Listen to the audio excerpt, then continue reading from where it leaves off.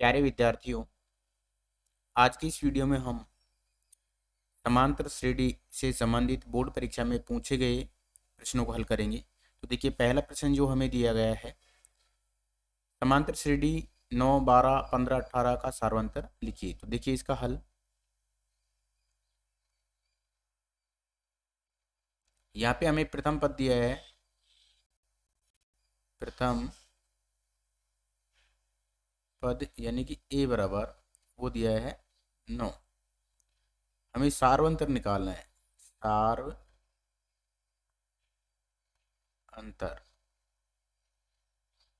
और सार्वंतर कैसे निकालते हैं?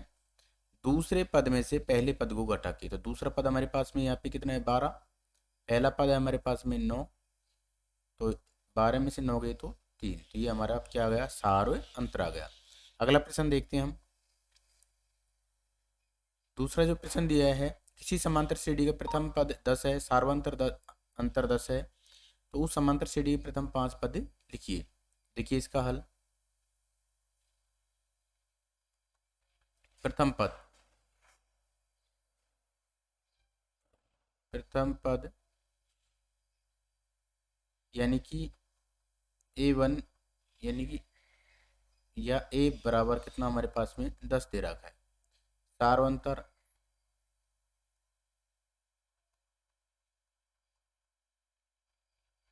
सार्वंतर डी बराबर वो भी हमें कितना दे रखा है? 10 दे रखा है। अब देखिए, पहला पद तो हमें दे रखा है, दूसरा पद निकालना होगा। तो दूसरा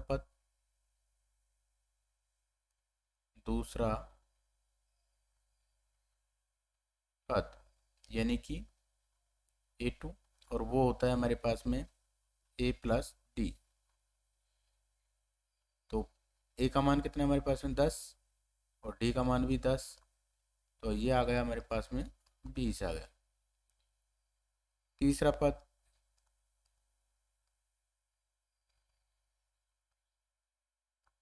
A3, A प्लस 2D। ए का मान 10 प्लस 2, डी का मान 10। तो ये 10 2 20 और 10 30 आ गया हमारे पास में। चौथा पद देखते हैं। चौथा पद A4, A प्लस 3D। ए का मान 10 प्लस 3 इंटू डी का मान 10।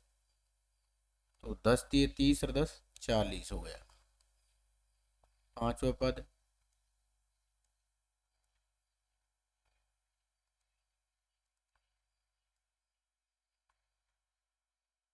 A5, A प्लस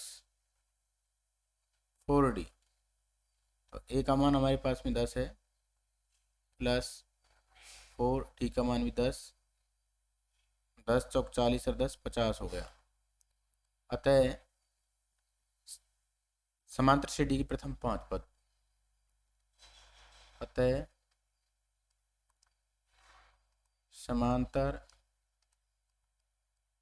श्रेणी के प्रथम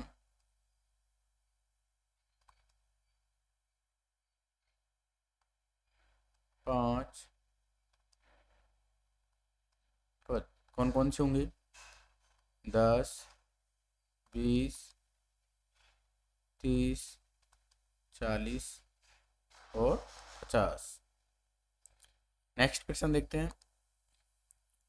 प्रश्न नंबर 3, 20 पदों वाली समांतर श्रेणी 8, 12, 16, 20 का अंतिम पद ज्ञात कीजिए। देखिए, इस समांतर श्रेणी में हमारे पास में 20 पद हैं, तो अंतिम पद हमारे पास में 20वां ही होगा। तो हमें 20वां पद निकालना है। तो पहला पद देखिए, इसमें प्रथम पद ए बराबर कितना है? 8। सार्वंतर निकाल लेते हैं। सार्व अंतर डी बराबर दूसरे पद में से पहले पद हुआ। दूसरा पद हमारे पास में 12 है, और पहला पद है हमारे पास में 8। तो ये हमारे पास में कितना आ गया 4। अब उसने पूछा है कि अंतिम पद याद कीजिए। अंतिम पद का मतलब है 20वां पद। तो यहाँ n का मान हमारे पास में कितना हो जाएगा 20। देखिए अब समांतर श्रेणी की प्रथम nवां पद, समांतर श्रेणी का nवां पद an बराबर a plus n minus 1 into D. हम रखते हैं इसमें मान a, n की जगह कितना रखेंगे 20, a की जगह हमारे पास में कितना है 8, n की जगह 20 माइनस 1 और d की जगह हमारे पास में कितना है 4। a 20, 20 में से गया तो 19 इंटू 4। तो देखिए 8 प्लस 19 से गुणा कर देते हैं तो 19 चौका 76 आ गया हमारे पास में। इनको जोड़ेंगे तो ये हमारे पास में कितने हो गए 84। तो यानी कि 20वां पद कितना आ जाएगा हमारे पास में 84। ये इसका राइट आंसर हो जाएगा। अगला प्रश्न, प्रश्न नंबर 4। एक कार 3 मिनट में पहला, 6 मिनट में दूसरा और 9 मिनट में तीसरा यातायात सिग्नल पार करती है तो वह 13 सिग्नल कितने समय में पार करेगी। तो देखिए इसका हल। तो हमें यहाँ पे समांतर श्रेणी क्या प्राप्त हुई, समांतर श्रेणी यानी कि एपी। पहला सिग्नल वो कर रहा है 3 मिनट में, दूसरा 6 मिनट में, तीसरा सिग्नल 9 मिनट में पार करती है। इसी प्रकार से अब देखिए यहाँ पे पहला पद यानी कि प्रथम पद, प्रथम पद ए बराबर कितना आ गया हमारे पास में 3। सार्वंतर निकाल लेते हैं। सार अंतर डी बराबर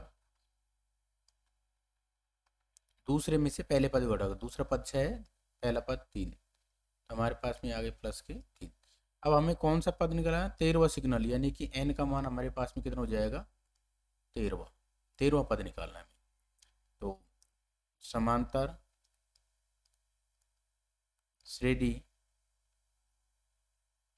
का nवां पद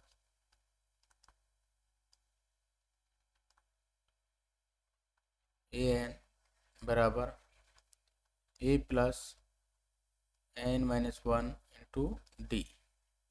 तो a n का मान कितना हो गया 13, a की वैल्यू हमारे पास में कितनी आ गई 3 प्लस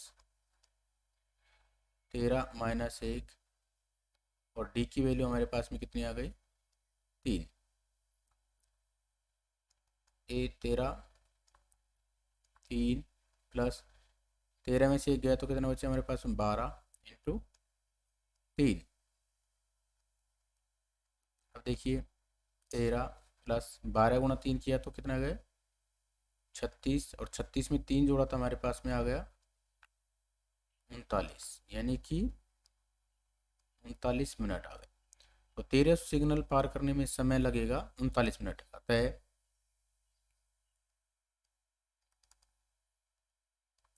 13वां सिग्नल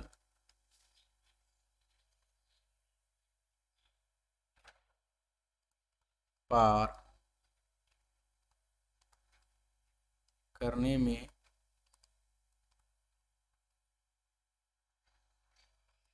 लगा समय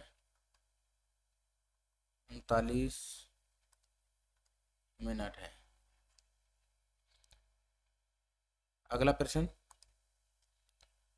प्रश्न नंबर 5, जो कि हमें यही प्रश्न दिया गया है। तो प्यारे विद्यार्थियों, आज के वीडियो में हम इतना ही पढ़ते हैं। तो प्रश्नों को सही प्रकार से समझिए और करिए। धन्यवाद।